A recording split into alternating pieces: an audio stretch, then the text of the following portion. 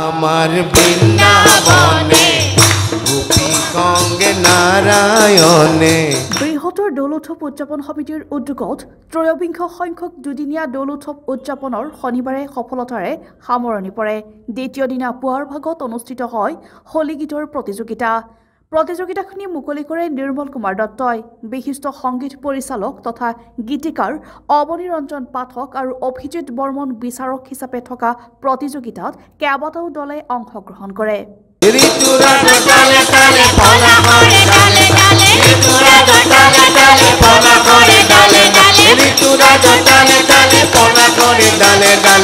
হোলী গীতৰ প্ৰতিযোগিতাত প্ৰথম পুৰস্কাৰ লাভ কৰে সৌৰভ পঞ্চমৰ দলে। আনহাতে নলিনী মহন্তৰ দলে দ্বিতীয় আৰু উদীয়মান কৃত শৰণীয়াৰ দলে তৃতীয় পুৰস্কাৰ লাভ কৰিবলৈ সক্ষম হয়। বিজয়ী দলসমূহক প্ৰমাণপত্ৰৰ লগতে প্ৰাইজ মানিও প্ৰদান কৰা হয়। আনহাতে দিছপুৰ লাষ্ট গেটৰ ৰাজপথত উলিওৱা বৰ্ণিল শোভাযাত্ৰাই হোলীৰ উদযাপনক এক অনন্য মাত্ৰা প্ৰদান কৰে। শোভাযাত্ৰা মুকলি কৰে সমাজকৰ্মী ৰাজু আগৰৱালাই।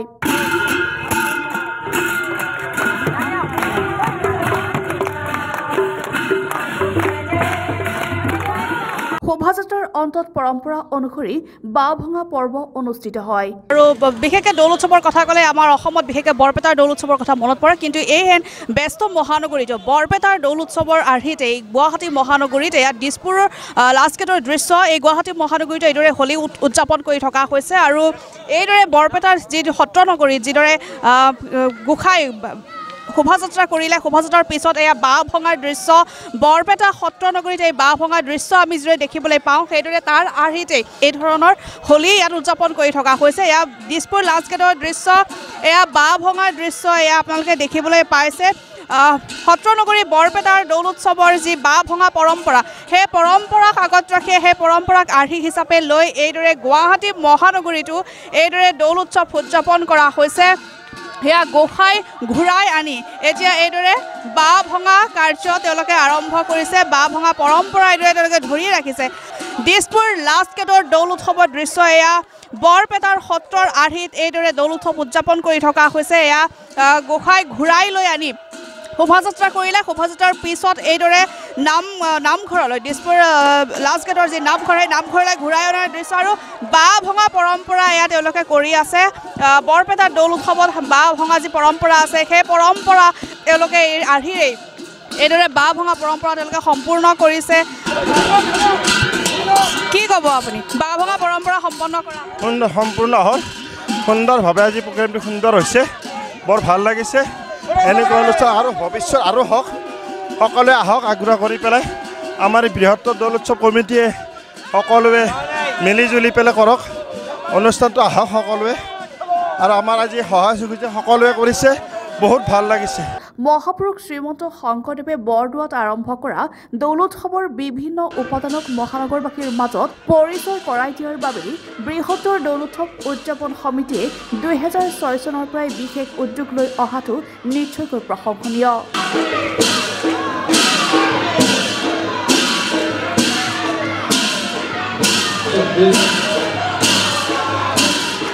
আমাৰ ৰাতিপুৱা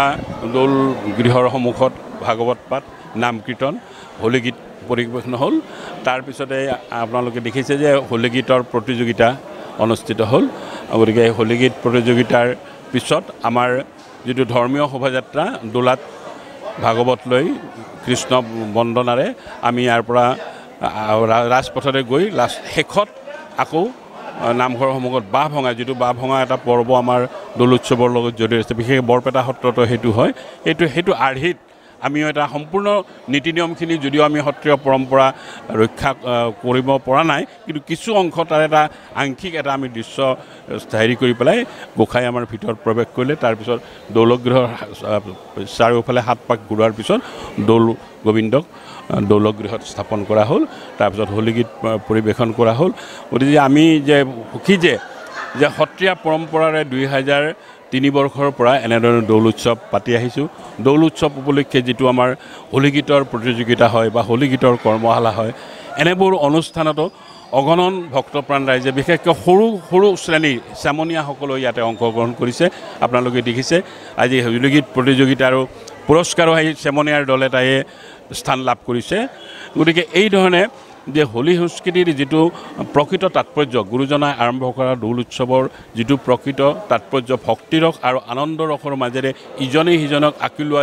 আঁকোৱালি লোৱাৰ যে এইটো প্ৰকৃতিৰ উৎসৱ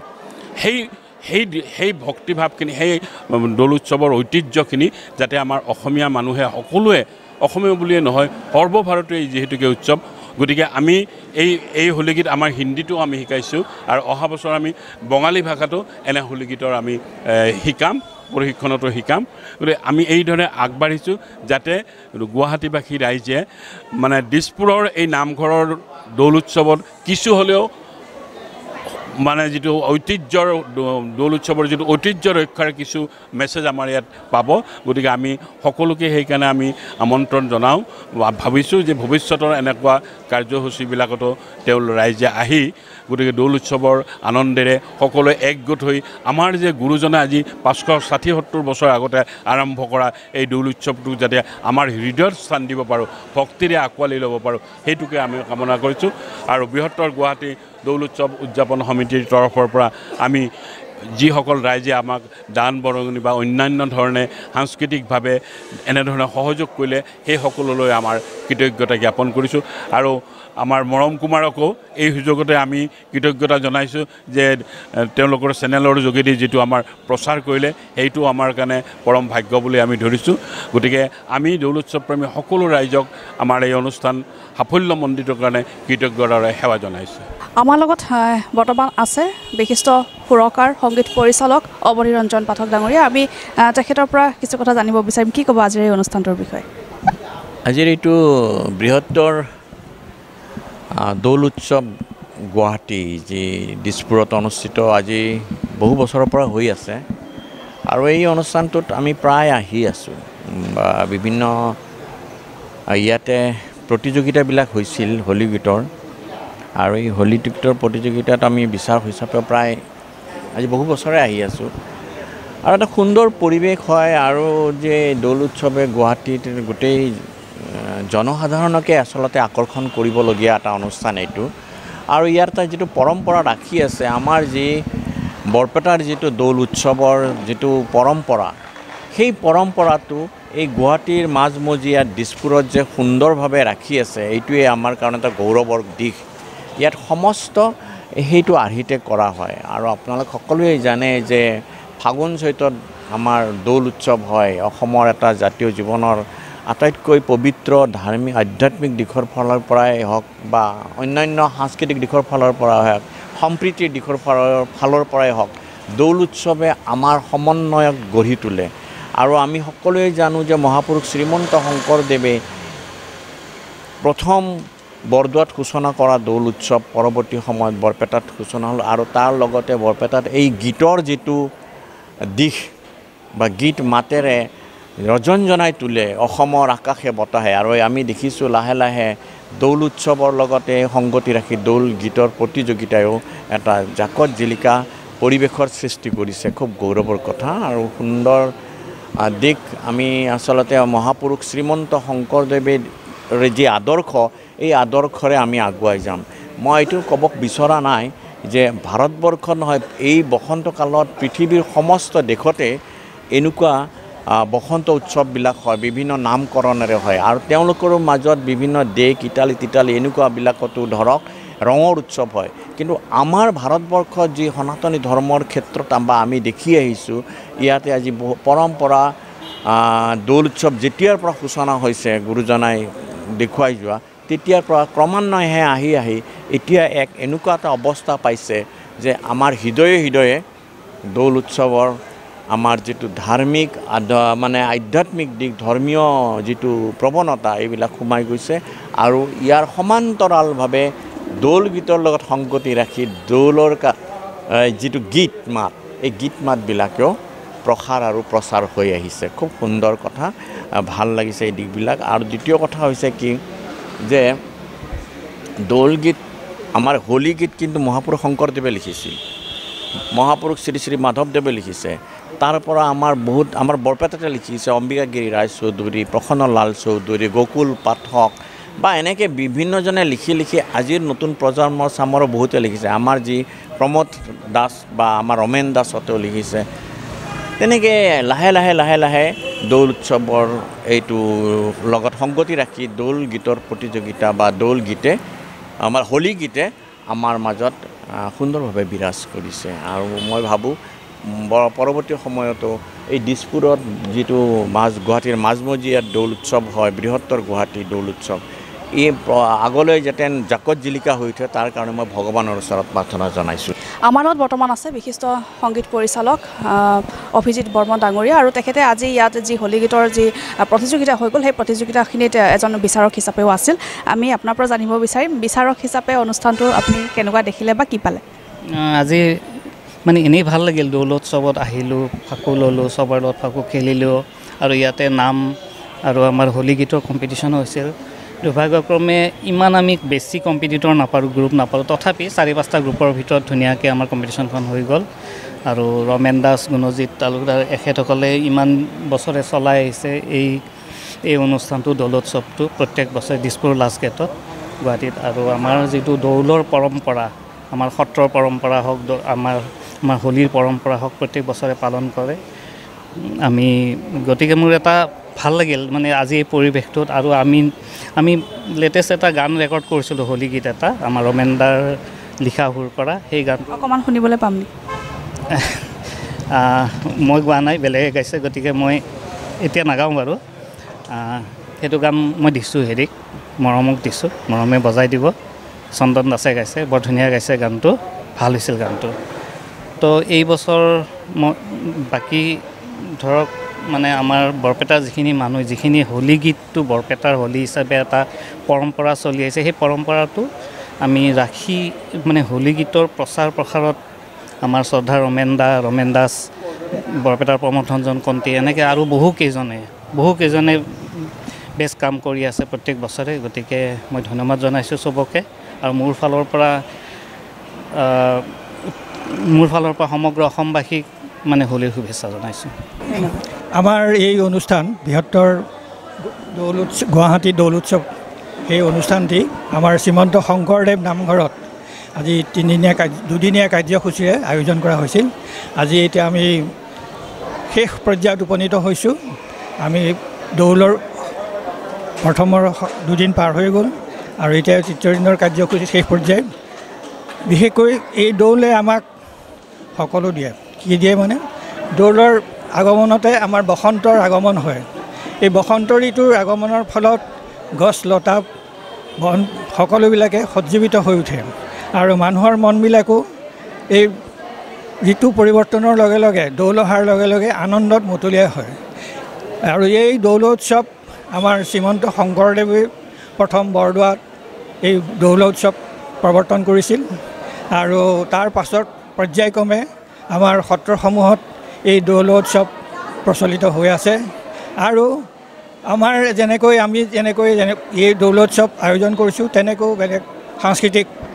কেন্দ্ৰসমূহতো এই এনেকৈ দৌল উৎসৱটো পালন কৰা হয় আৰু আমাৰ এই শ্ৰীমন্ত শংকৰদেৱ নামঘৰৰ এটা বিশেষত্ব হ'ল আমাৰ সমাজৰ উঠি অহা প্ৰজন্মক দৌল উৎসৱৰ বিষয়ে ট্ৰেইনিং গীত মাতৰ হোলী গীতৰ বিষয়ে কৰ্মশালা আয়োজন কৰা হয় এই কৰ্মশালাই আগলৈ এই উৎসৱ পালনত যাতে সহায় হয় কাৰণ বৰ্তমান নতুন প্ৰজন্মক যদি আমি মাতি আনি শিকাব পাৰোঁ তেতিয়াহ'লে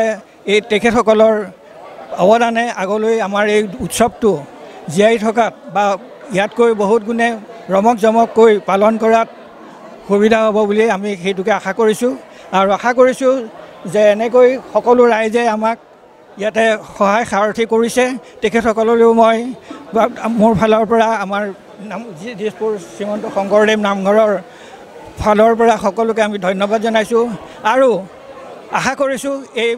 দৌল উৎসৱে সকলোৰে মনলৈ আনন্দ আনক সম্প্ৰীতি আনক আমাৰ যি অসমত বৰ্তমান যি পৰিস্থিতি হৈছে সেই পৰিস্থিতিবিলাক যেন ইয়াৰ দ্বাৰা এই দৌলৰ উৎসৱৰ হোলীৰ দ্বাৰা পাছতেই যেন সকলোবিলাক শেষ হৈ যায় আৰু সকলোৰে মাজত যেন সুখ শান্তিয়ে সমৃদ্ধ হয় কি ক'ব বাইদেউ দৌল উৎসৱ কমিটিত উজ্জয়নৰ পৰা আমি উলহ মালহেৰে ইয়াতে দৌল উৎসৱ পালন কৰিছোঁ আৰু এটাই আমাৰ ভাল লাগিছে ৰমেন দাস ডাঙৰীয়াই আমাক আজি 2003 পৰা পৰিচালনা কৰি লৈ গৈছে আৰু ইমান ধুনীয়াকৈ পৰিচালনা কৰিছে তেখেতে মানে কোনো ভাষা নাই বুজাবৰ আমাৰ বৰপেটাত যিখিনি আমি বৰপেটাৰ মানুহ কিন্তু আমাৰ বৰপেটাত আমি নাযাওঁ আমি ইয়াতে প্ৰতি বছৰে থাকোঁ আমি কিয়নো আমাৰ কিবা এটা ভাল লাগে ইয়াতে ভাল লাগে যিটো আবিৰৰ মানে হোলী শিকাইছে তেখেতে তাৰমানে আমাৰ দেহ মন প্ৰাণ সকলো মানে জোৰ পৰি যায় সেয়েহে আমি তেওঁ চিৰকৃতজ্ঞ জনাইছোঁ তেওঁ যেন দীৰ্ঘায়ু হওক আৰু যেন সকলোৰে মাজত এনেকৈ জিলিকি থাকিব পাৰে সেইটোৱে আমি কামনা কৰিছোঁ আৰু 2 তাৰিখৰ পৰা 8 তাৰিখলৈকে যিটো আমাৰ কৰ্মশালা হয় সুন্দৰভাৱে চলি নিয়ে সুন্দৰভাৱে পৰিচালনা কৰে আৰু তেওঁৰ কোনো ভেদাভেদ নাই সকলোকে তেওঁ মানে শিকাই যায় তেওঁ মানে বস্তুখিনি শিকাই গৈছে সেইকাৰণে আমাক তেওঁক খুব ভাল লাগে আমি তেওঁক বহুত শ্ৰদ্ধা কৰোঁ ৰঙেন আমাৰ বহুত ভাল লাগে আৰু কি ক'ম আৰু ভাষা নাই আবিৰ উৰিছে উৰিছে আবিৰ হোলীতে উৰিছে আবিৰ হোলীতে আমাৰ পুলকিত কৰে মন ৰঙতে আমাৰ পুলকিত কৰে মন ৰঙতে আবিৰেলে আমাৰ গাঁও মন ৰঙিল কৰি উঠে সেয়েহে আমি সকলো ৰাইজক সকলো ইয়াতে থকা উপস্থিত সমাজক ৰাইজক মই কৃতজ্ঞতা জনাইছোঁ অহাবাৰো যেন আহে সকলো ৰাইজে আহি যেন মানে সহায় সহযোগিতা কৰে এয়ে মোৰ কামনা দেইজী অনুৰঞ্জনৰ ৰিপোৰ্ট ডেমক্ৰেসি লাইভ